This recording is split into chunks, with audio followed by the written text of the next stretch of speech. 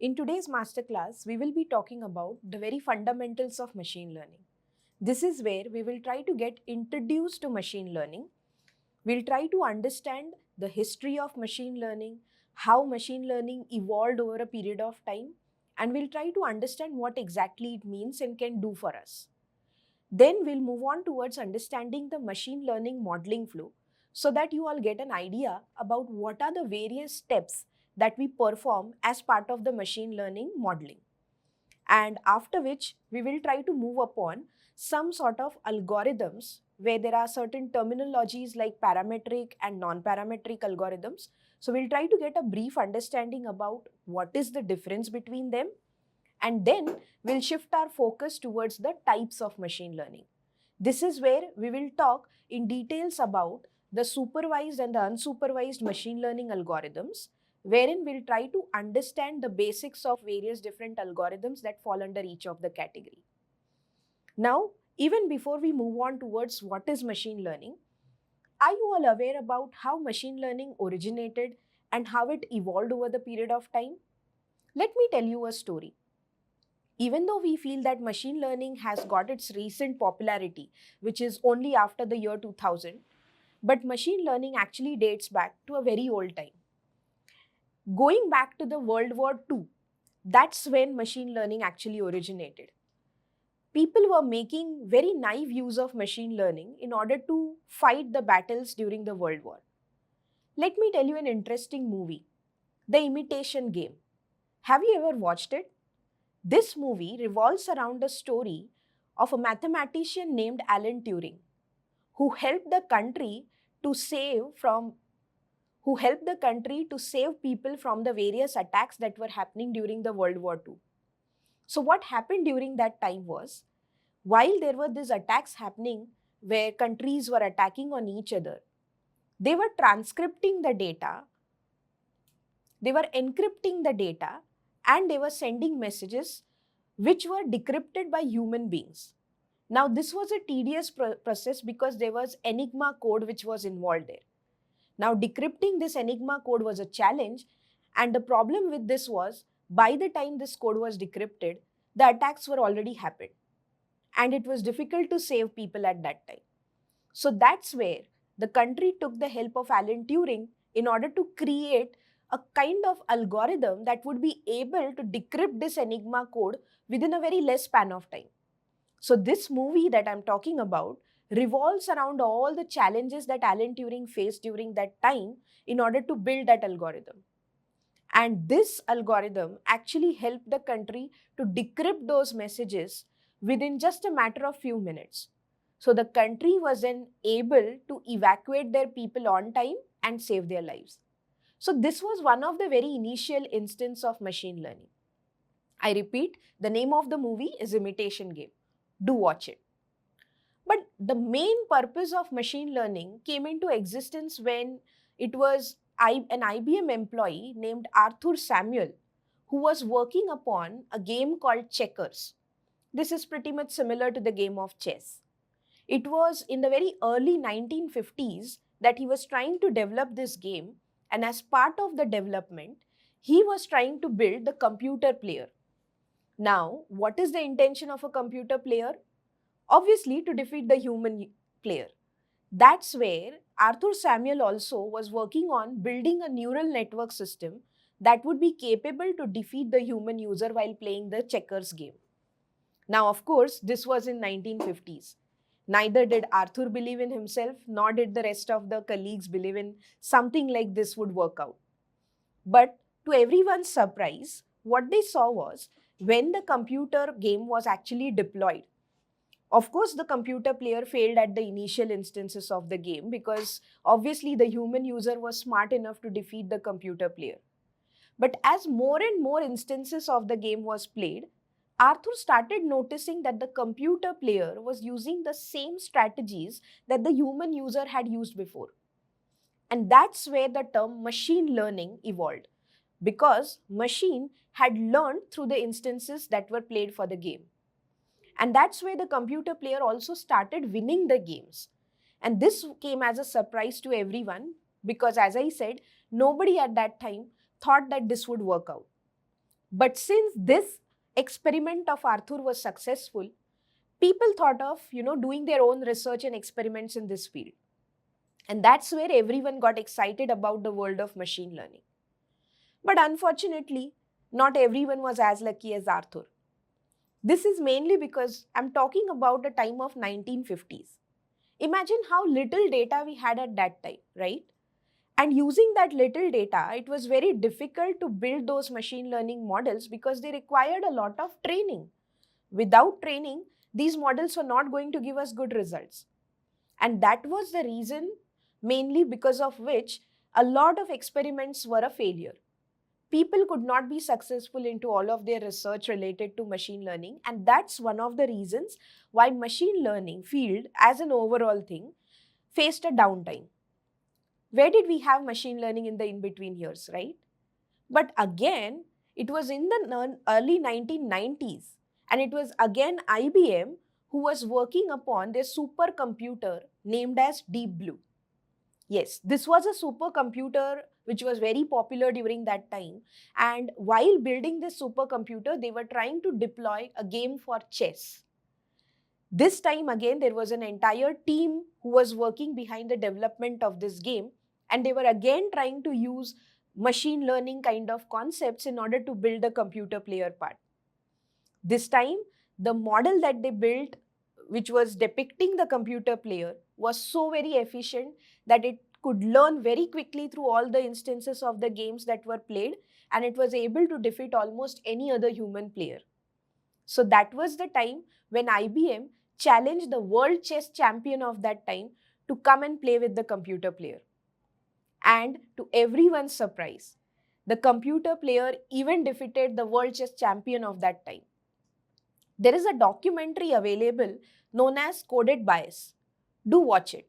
In the initial 4 to 5 minutes of duration, you can see this scene where the world chess champion left the table angrily just because he was defeated by a computer player. But yes, this was a major milestone in the field of machine learning. Because of this successful experiment that people could achieve, it was a prominent success that was found, and that's where everyone started believing in the field of machine learning. So yes, machine learning actually worked. And this time onwards, people decided not to look back at the failure. Rather, let's focus once again, let's do our own research once again, and let's begin in the field of machine learning as a fresh thing. And to everyone's luck, this time machine learning was successful. Probably because I'm now talking about 1990s, right? The previous example that we spoke about was from 1950s, and we have now moved 4 decades ahead. So over the period of time, obviously we had grown in terms of the data. We had grown in terms of the advancements in the technology. We had more computing power by this time. So it was definitely very feasible as well as capable of us to build those machine learning models even more efficiently and successfully. So a lot of experiments that people tried out in the field of machine learning started working for us. And that's where the machine learning started to flourish and grow. So with the advent and invention of internet, it flourished even more because we had more access to the internet and the freely available data. So that is the phase from when, machine learning actually picked up in the market. So even though you feel that machine learning is only in the world since 2000 and later, that's not the case. Machine learning dates back to a very old time, and it has evolved over the period of time, and it has flourished. And now if you see, machine learning is actually a part of each and everything that we use in the daily world, right? Right from your smartphones, which uses the facial recognition software to even unlock your phones, to the smart, self-driving cars that we have, where, we don't even need to drive those cars with a manual effort. These are all automation related things that we have. So everything in the world that we are into is somewhere where machine learning is embedded in one or the other form. So that's how, machine learning has originated, and it has reached this particular stage where we are highly dependent on it. But what exactly is this machine learning? Let's try to understand that with the help of a few definitions. Now, these are certain definitions which have definitely been picked up with respect to the stories that I just narrated to you. So let's have a look at it. Machine learning is a subset of artificial intelligence that often uses statistical techniques to give the ability to learn with data. So yes, machine learning is a subpart of the entire umbrella of artificial intelligence.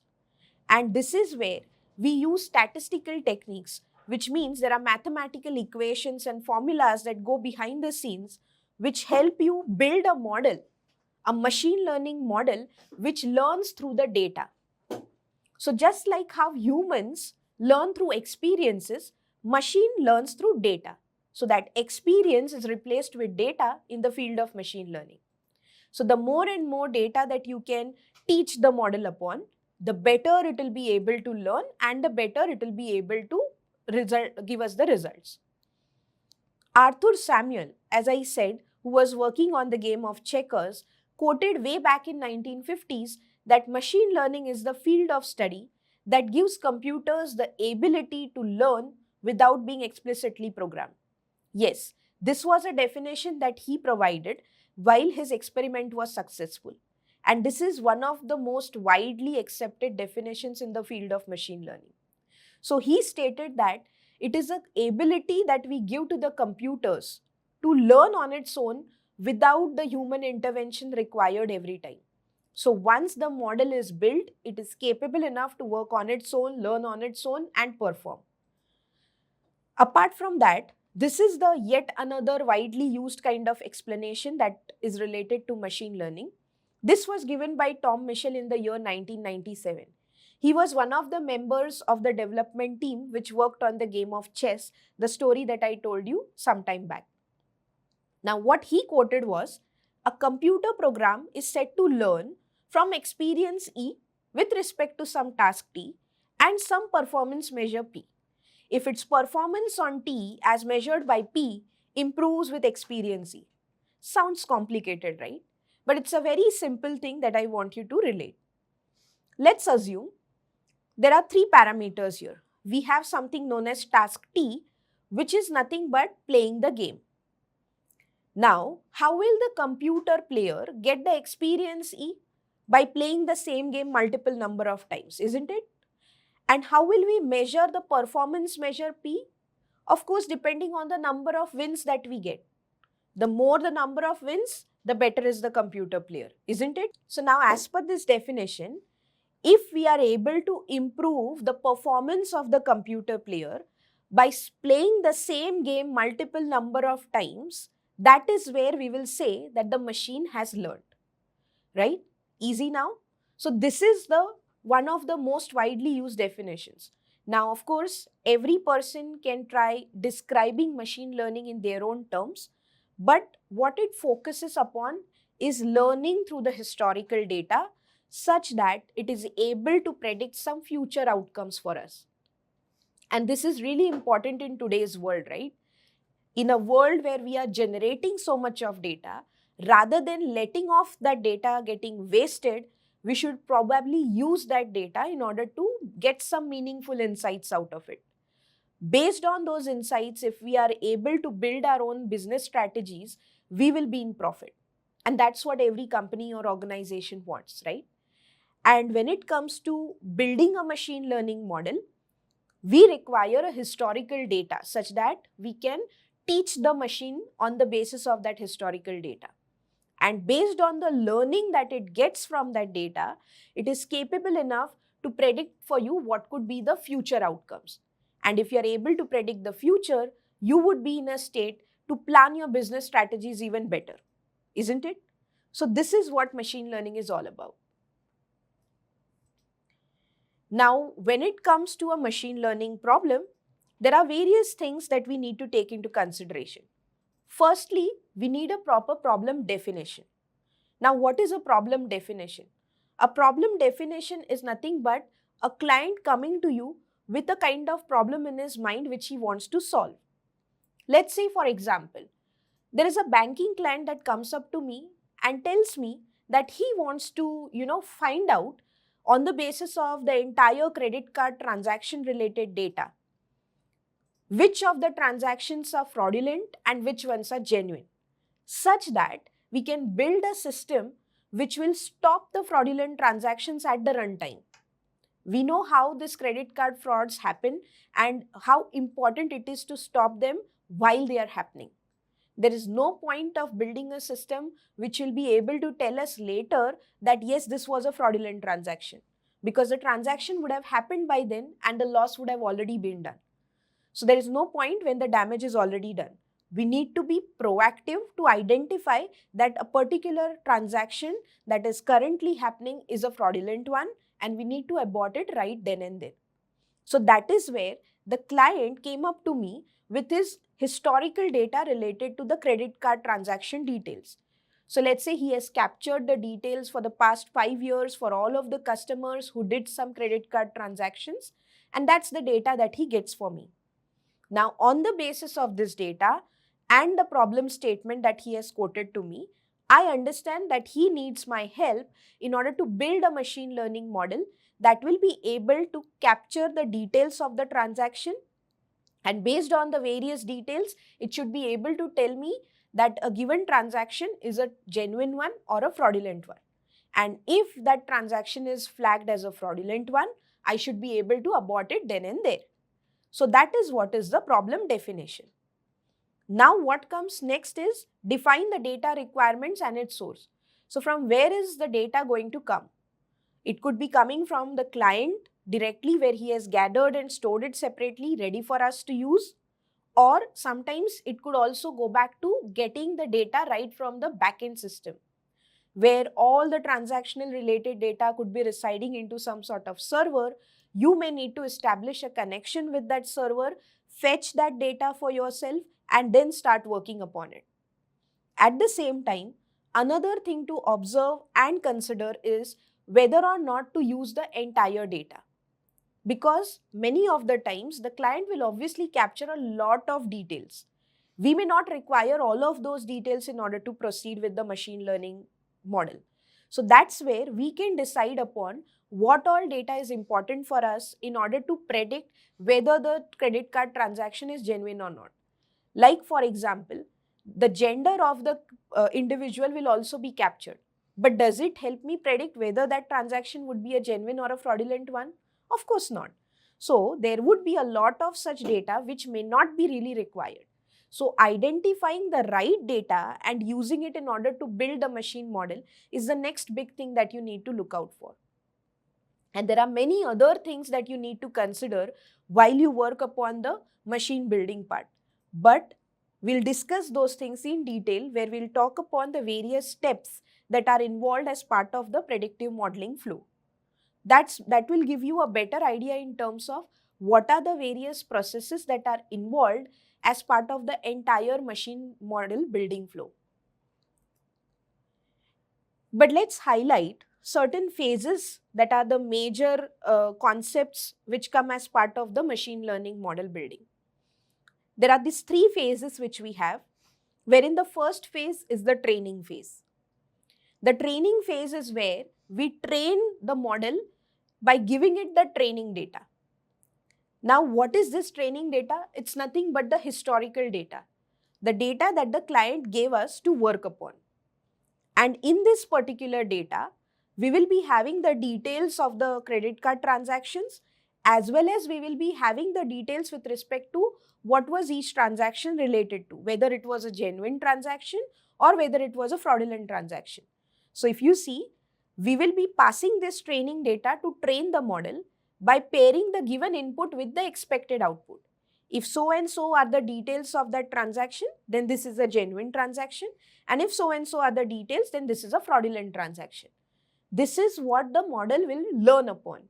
So that is nothing but the training phase, where we are training or teaching the model. Now, once the model has learned, this is usually where the complexity comes, because sometimes depending on the amount of data or the complexity of the model, it takes lesser or more time in order to build the model.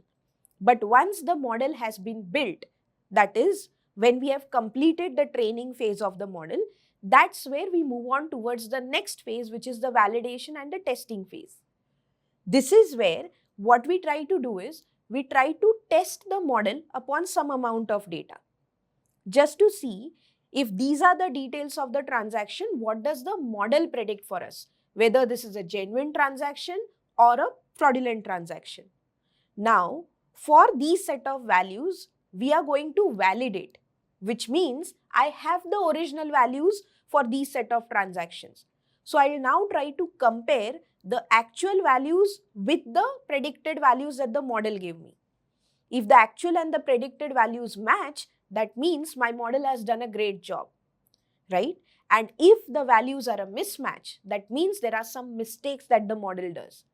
So I need to now think in terms of how good or how bad is that model. So that's where goodness and properties of the trained models are measured and estimated with the help of some typical statistical measures. We will discuss upon them in detail later on.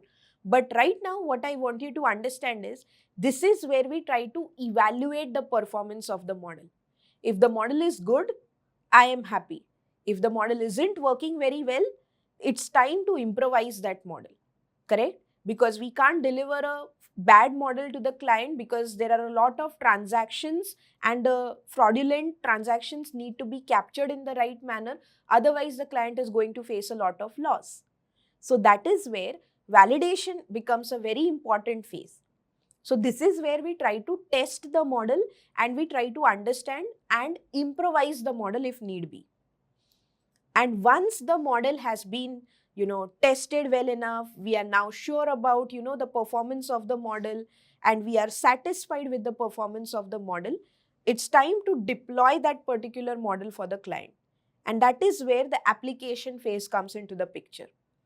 Because this is where we will be deploying the model for the client. Now the deployment could be, in various formats. It could be a web application or it could be a application that you are hosting onto the cloud platforms.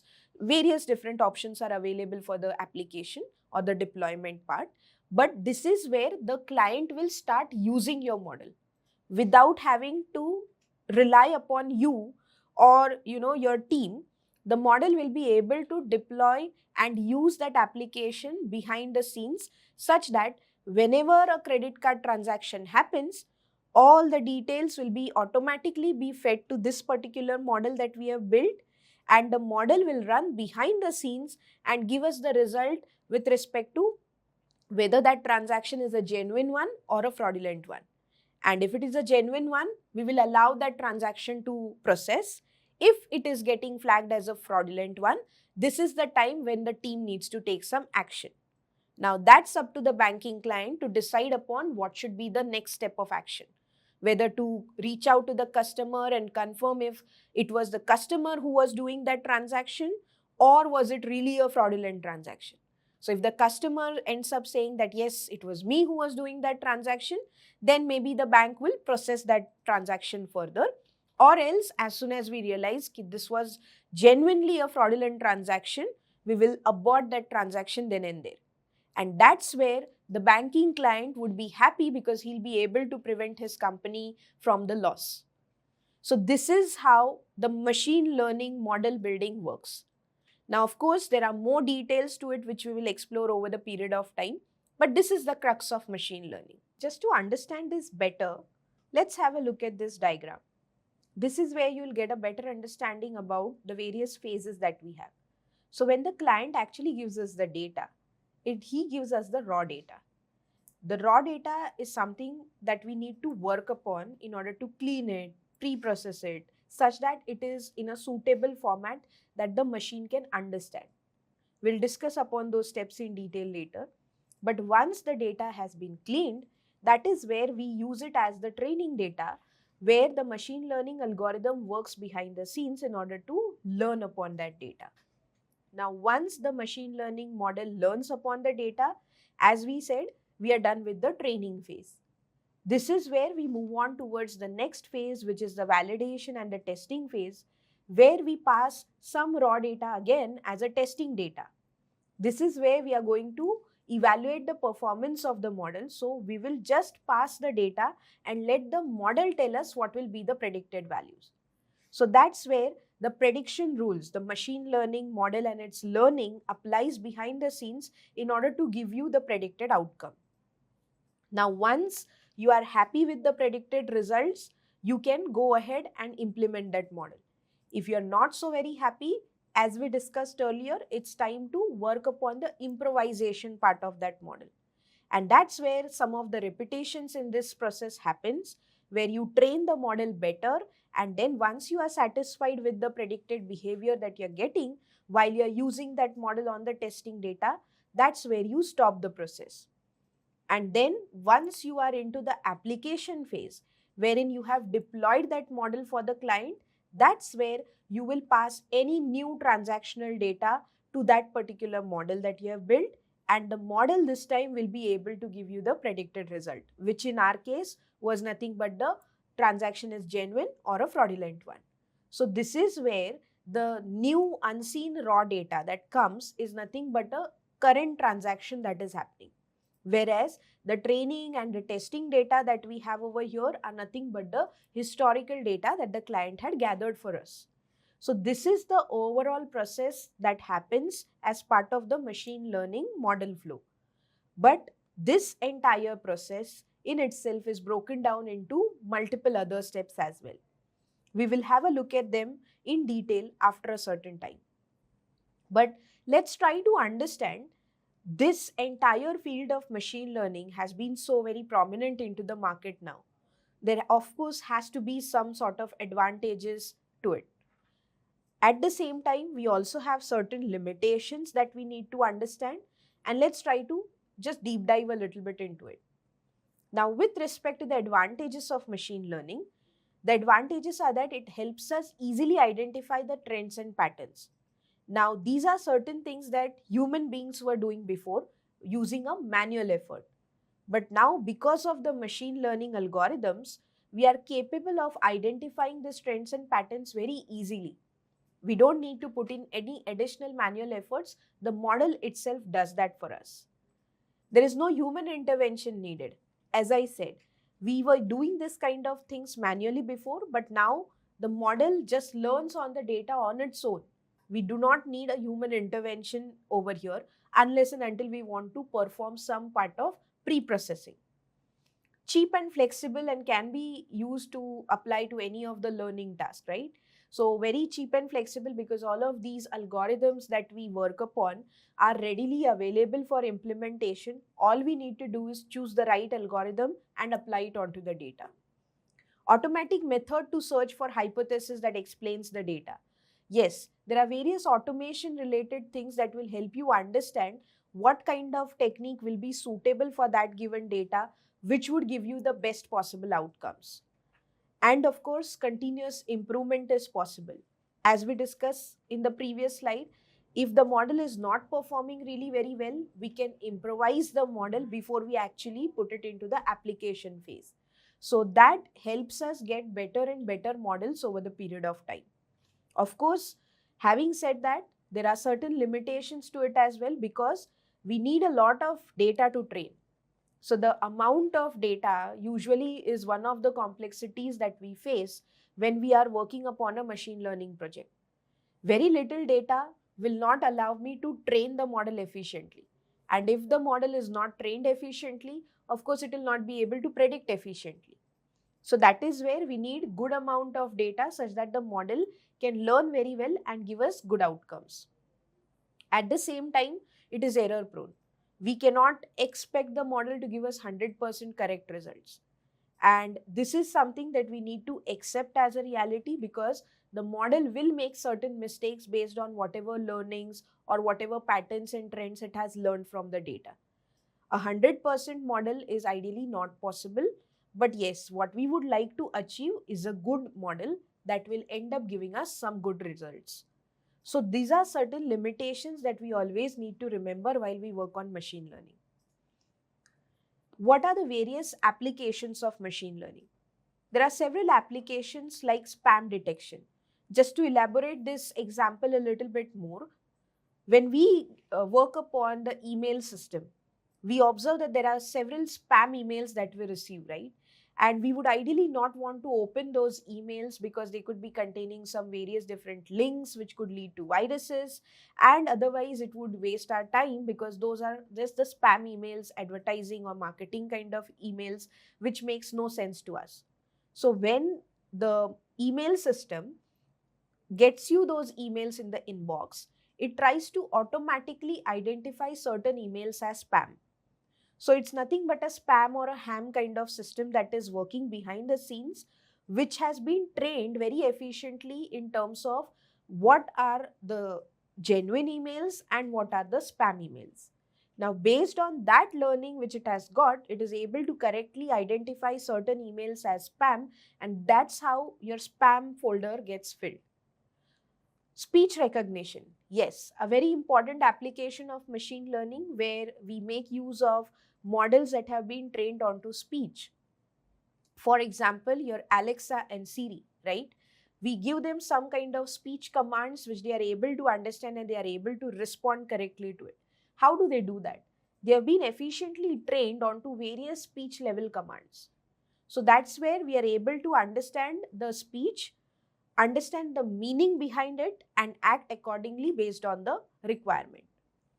Language translation is yet another application of machine learning. So we have models that have been built behind the scenes that work upon understanding the language that is present in a particular document. Based on that, it can translate that entire document into any other language that you want. So this is where there is a heavy use of natural language processing that comes into the picture, where these machine learning models understand the natural language, they try to process it, and they try to give us some results on the basis of it. So your Google Translate works on this particular principle. The example that we discussed some time back was related to fraud detection, right? And we spoke about the credit card fraud transactions there. But yes, fraud detection is a common problem which will help you identify whether a particular observation was a fraudulent one or a genuine one. So that obviously becomes a very important application of machine learning. Product recommendation.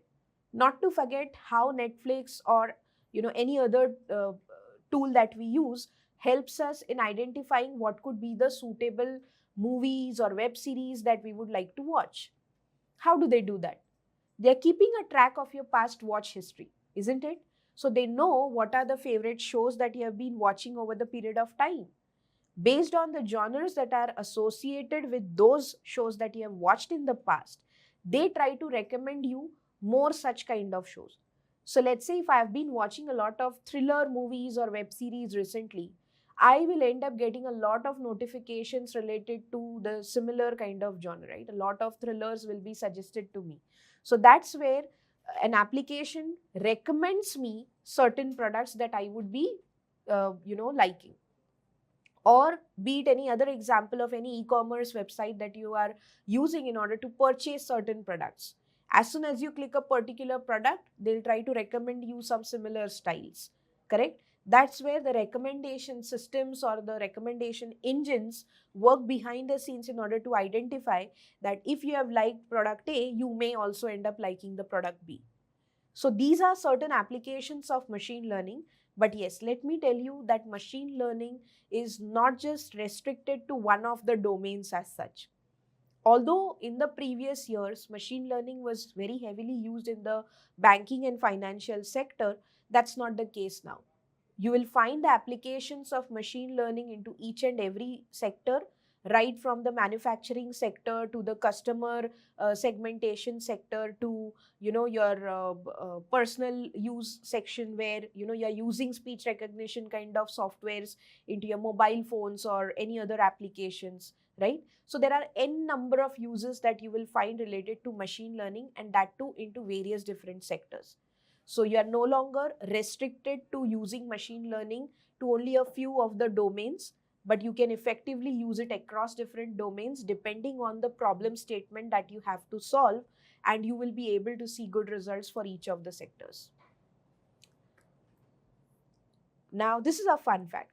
Did you know that machine learning is a subset of artificial intelligence that automates data mining?